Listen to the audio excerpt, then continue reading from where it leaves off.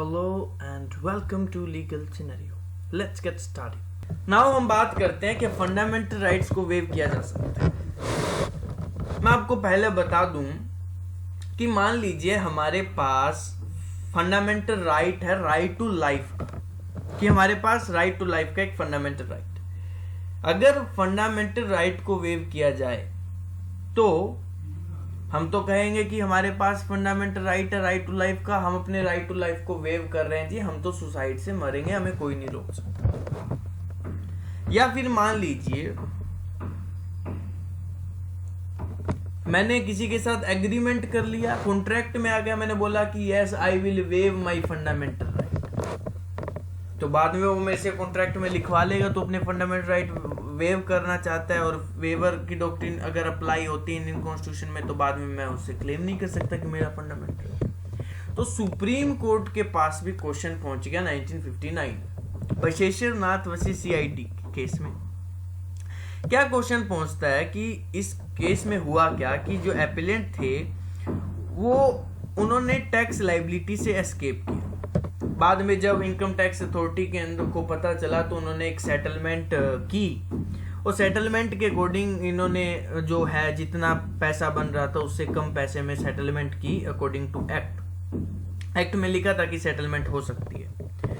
तो जब सेटलमेंट हो गई तो सेटलमेंट में लिखवा लिया कि अब आप इतना पैसा है तो बाद में आप कहीं भी हमारे गवर्नमेंट ऑफ इंडिया के खिलाफ केस नहीं करोगे, कोई भी क्लेम नहीं करोगे, जो हो गया फाइनल सेटलमेंट हो गया, ना आपके पास पावर है बाद में केस करने की, अभी आप जितना ये क्लेम हुआ है सेटलमेंट वो उतने में थे।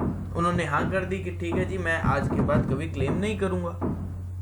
तो बाद में बशेश्वर नाथ को सेटलमेंट के बाद में पता लगता है कि जिस लॉ के अंदर मुझे सेटलमेंट हुई है वो लॉ फंडामेंटल राइट को वायलेट करता है। इन्होंने चैलेंज कर दिया कि इन्होंने बाद में है ना सेटलमेंट की टर्म्स पे मुकर गए।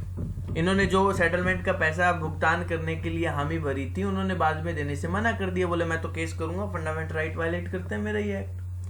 तो क्वेश्चन सुप्रीम कोर्ट के पास जब पहुंचा तो उन्होंने जो गवर्नमेंट ऑफ इंडिया है एपेलेंट जो रिस्पोंडेंट है अथॉरिटी एससीआईटी इनकम टैक्स वालों ने, उन्होंने चैलेंज किया कि जी एपेलेंट ने तो अपना फंडामेंटल राइट वेव कर रखा है, ये हमारे पास एग्रीमेंट और एग्रीमेंट में लिखा है कि ये हमारे खिलाफ आप कोई भी प्रोसीडिंग इनिशिएट नहीं करेंगे और फंडामेंटल राइट भी वेव कर दिया।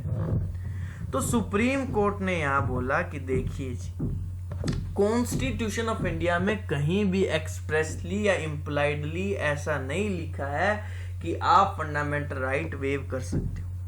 एंड सेकेंडली अगर कॉन्स्टिट्यूशन की स्पिरिट की बात की जाए तो अगर फंडामेंटल राइट वेव करना अलाउ कर दिया जाए तो जो कॉन्स्टिट्यूशन की स्पिरिट है वो भी भंग हो जाएगी, खराब हो जाएगी, खत्म हो जाएगी। क्योंकि देखिए कॉन्स्टिट्यूशन ने गरीब अमीर जिसको नॉलेज नहीं है, लेबर क्लास है विदा कोई नॉलेज नहीं है, इलिटरेट है, उनको भी फंडामेंटल राइट दिया है। और अगर doctrine of waiver of fundamental right apply कर दिया जाए तो बड़े बड़े कॉर्पोरेटर्स, बिजनेसमैन, इन्फ्लुएंशियल लोग उनके साथ कॉन्ट्रैक्ट में आ जाएंगे और उनसे लिखवा लेंगे कि जी हम अपना फंडामेंटल राइट वेव कर रहे हैं, और वो तो उनको क्या पता इनके कॉन्सिक्वेंसेस, तो वो तो फंडामेंटल राइट जो वेव कर देंगे और बाद में उनको चैलेंज भी नहीं करने दिया जाएगा कि उन्होंने फंडामेंटल राइट वेव कर दिया। इससे होगा क्या कि जो कॉन्स्टिट्यूशन का ऑब्जेक्टिव है वो ही खत्म हो जाएगा। कॉन्स्टिट्यूशन का ऑब्जेक्टिव यही है कि पूरा इंडिया चाहे किसी भी क्लास से बिलोंग करते उनके पास फंडामेंटल राइट होना चाहिए, और गरीबों को भी। अगर ऐसा कर दिया जाए तो बहुत पब्लिक पॉलिसी और कॉन्स्टिट्यूशन स्पिरिट के अगेंस्ट चला जाएगा। एंड इट वाज हेल्ड कि इंडिया में doctrine of waiver of fundamental rights नहीं एप्लीकेबल होती। गाइस कंप्लीट वीडियो देखने के लिए आर्टिकल 13 जो कि DOLLB कॉन्स्टिट्यूशनल लॉ के सारे टॉपिक्स को कवर करेंगे, और उसी के साथ 5 केसेस को भी मैंने उन वीडियो में एक्सप्लेन किया है एक साथ, और आपको पूरी वीडियो देखनी चाहिए सिवाय एक केस के, ताकि आपको टॉपिक की भी क्लैरिटी मिले कि आर्टिकल 13 और एप्लीकेशन प्रैक्टिकल पार्ट है क्या, फिर हम उसको केसेस के साथ वही डिस्कस किया हुआ है, तो प्लीज़ आप वो देखें। और गाइज इस बार प्लीज़ मेरे चैनल को भी सब्सक्राइब कर देना ताकि मैं आपके लिए कंटेंट लाता रहूँ। So thanks for watching. Be with me. See you in the next lesson, guys.